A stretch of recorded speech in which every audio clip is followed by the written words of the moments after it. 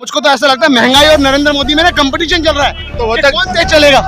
महंगाई तेज चल रही है भैया। अरे गरीब आदमियों के हाथ में पत्थर दे दिए इन्होंने सरकार ने। आपको पता है तानाशाह नहीं होते तो 18-18 घंटे करने का काम करने का ये नतीजा निकल रहा है? बताइए 2 करोड़ रोजगार में क्या हुआ? कुमारी से कश्मीर आने वाला है, कंटिन्यू निरंतर यात्रा चल रही है। कहाँ है हिंदू मुस्लिम, मुझे बताइए आप। इस देश में जितना अधिकार हिंदुओं का है उतना अधिकार मुस्लिमों का भी है भैया। नरेंद्र मोदी के हाथ में बना बना पूरा संपूर्ण भारत देश दिया था और आज नरेंद्र मोदी ने 8 सालों के अंदर पूरा देश बेच खाई है। क्या ऐसे काम कर रहे हैं? तो बताइए क्या योगदान है? कौन सी संस्थाएं नहीं बनाई इन्होंने, मुझे बताइए। कौन सा हॉस्पिटल बनाया? नाम तो रोशन कॉलेज बनाया है। कुछ दिनों के बाद देखना भारत देश की ताला लगा के ये अडानी या अंबानी को देके सौंप के चले जाएंगे। और आज जो है पंजाब का आखिरी दिन है और यात्रा जम्मू में दाखिल होने वाली है। उसी के चलते एक मसाल जुलूस निकाला गया है। इससे पहले महाराष्ट्र में निकाला गया था। क्या इसको आप मसाल को लेकर क्या कहना चाहते, क्या दिखाना चाहते हैं कि हम आगे? देखिए ये गूंगी बहरी निकम्मी सरकार को जगाने का कार्य राहुल गांधी जी भारत जोड़ो यात्रा के द्वारा कर रहे हैं।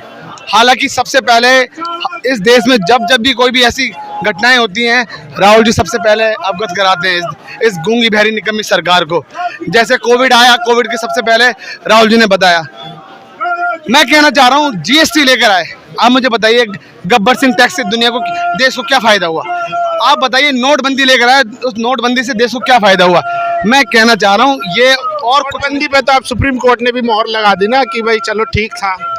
देखिए एक बात बताता हूँ, नोटबंदी ने हम सुप्रीम कोर्ट का सम्मान करते हैं फैसले का, मगर फिर भी मैं आपको बता रहा हूँ कि देश और इस देश का बहुत नुकसान हुआ है नोटबंदी से। ये आपको ही पता होगा कितने लोग, गरीब लोग लाइन पे लगे हैं जिन्होंने अपनी मृत्यु भी लाइन में लगे गवाई है। आपको पता होगा ऐसे ही कोविड आया तो कोविड में भी सबसे पहले कितने लोगों ने ऑक्सीजन के बिना मर गए। आप मुझको बताइए क्या इस देश में एक ऐसा चौकीदार देश का मुख्यमंत्री प्रधानमंत्री बना है जिसको देश के लोगों से कोई मतलब नहीं है? आप मुझको बताइए। तो वो तो कहते हैं ना, मैं तो खुद आम आदमी हूँ, उन्हें तकलीफ होती है जब किसी आम आदमी की या गरीब को कोई नुकसान होता है। अरे सबसे बड़ा नुकसान हो रहा भैया गरीब का। आपको पता होना चाहिए कि इस समय जब सत्ता में सरकार आई थी 2014 में, तब क्या कितने बड़े बड़े वादे किए थे। बहुत हुई महंगाई की मार अब की बार मोदी सरकार है। आप मुझको बताइए 2014 से 2023 चल रहा है, 7 साल खत्म हो चुके हैं, 8वां साल चल रहा है। बताइए क्या महंगाई पे नियंत्रण लगा है? मुझको तो ऐसा लगता है महंगाई और नरेंद्र मोदी में ना कंपटीशन चल रहा है, तो वो तक कौन तेज चलेगा। महंगाई तेज चल रही है भैया, नरेंद्र मोदी को तेज चलना चाहिए था। जो वो ये भी तो कह रहे हैं ना कि आमदनी भी तो बढ़ाई है हमने लोगों की। क्या आमदनी बढ़ाई है? बता, महंगाई बढ़ी है तो आमदनी भी तो बढ़ाई। को बताइए क्या आमदनी बढ़ाई है? आप मुझको बताइए क्या बढ़ाई है? अरे गरीब आदमियों के हाथ में पत्थर दे दिए इन्होंने सरकार ने। आपको पता है इस देश के युवाओं के हाथ में डिग्री देनी चाहिए थी, बताइए कहाँ है? नौकरी देनी चाहिए थी, बताइए क्या हुआ?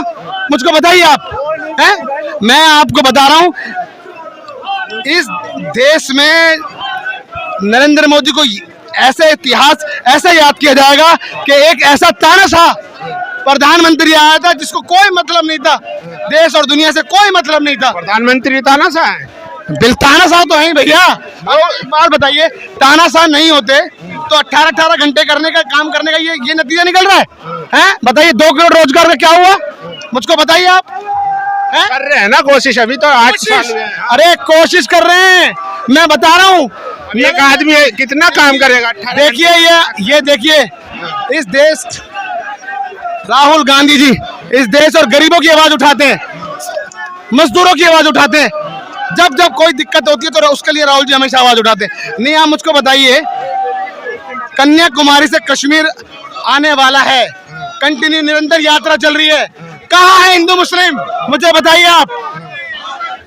डेली शाम 5 बजे हिंदू मुस्लिम चलता है, बताइए। उन्होंने अभी मीटिंग हुई है जो उनकी बैठक, उसमें कार्यकारिणी सदस्य वाली में उन्होंने डांटा है कि मुसलमानों के खिलाफ बयानबाजी मत करो।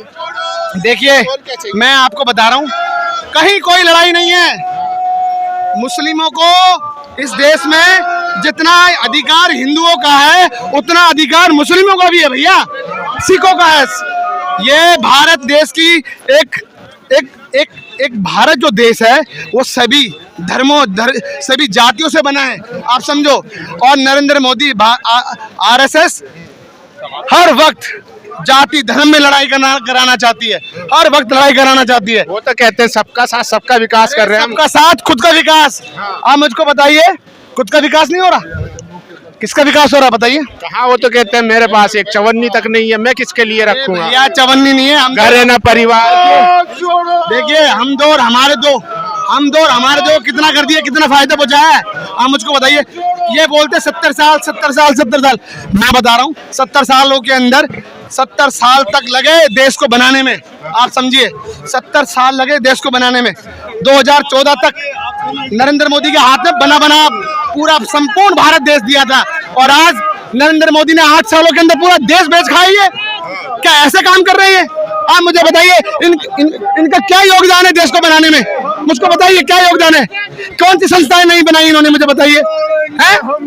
कौन सा हॉस्पिटल बनाया? नाम तो रोशन, कॉलेज बनाया है, नाम तो रोशन कर रहे हैं। क्या नाम रोशन? अरे भैया नाम तो बदनाम हो चुका है भारत का, क्या बात करें, कहाँ नाम रोशन हो रहा है?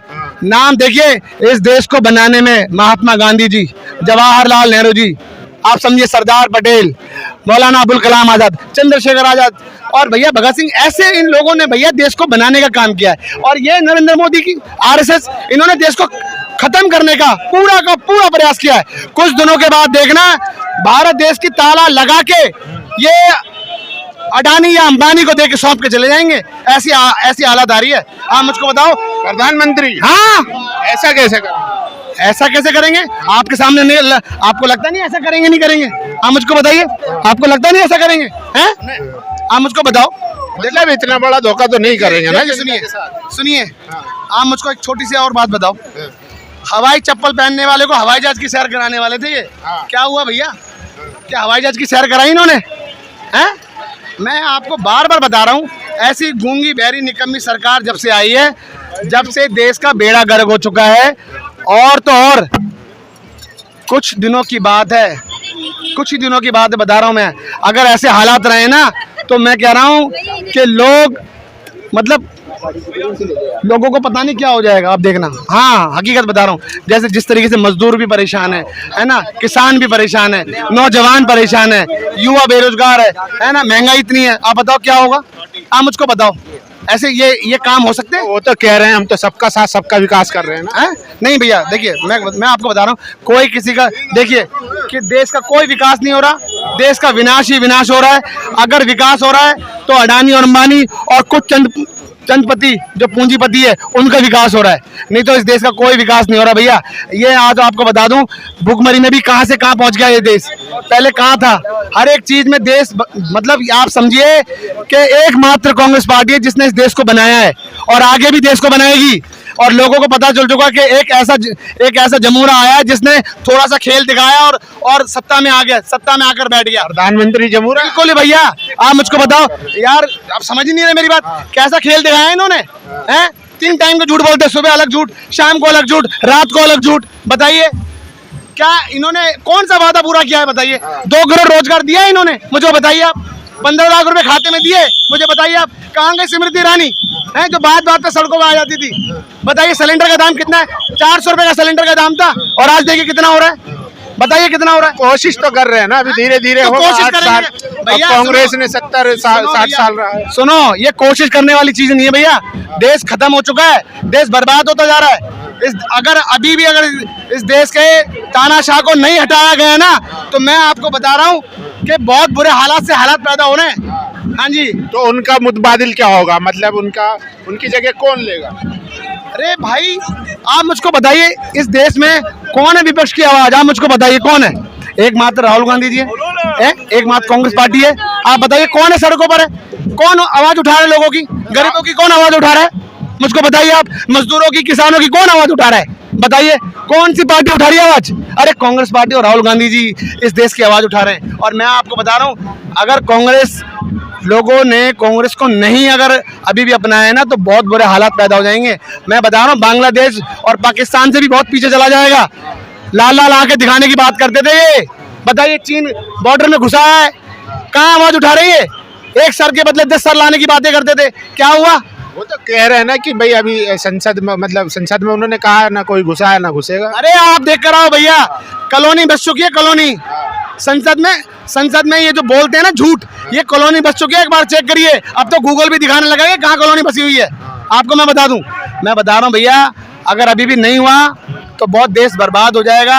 और एकमात्र राहुल गांधी जी है जो इस देश की आवाज उठा रहे हैं, और उनके अलावा मुझे लगता नहीं है, कांग्रेस पार्टी के अलावा मुझको लगता नहीं कोई और भी पार्टी होगी जो इस देश की आवाज उठा सकती है। आप समझ रहे हैं मेरी बात? इसीलिए मैं कह रहा हूँ, ये जो भारत जोड़ो यात्रा जो राहुल जी ने जो यात्रा निकाली है, हर मजदूर, हर किसान, हर वर्ग की आवाज उठा रहे हैं, सबको गले से लगा रहे हैं। जात पात की राजनीति खत्म कर देंगे, हिंदू मुस्लिम की राजनीति खत्म कर देंगे, ये जो अपनी रोटियां सेक रहे हैं ना, ये सब खत्म कर देंगे। और वो खत्म करने वाले कौन है? वो राहुल गांधी जी हैं। एकमात्र बता रहा हूं मैं, एकमात्र राहुल गांधी। चलिए।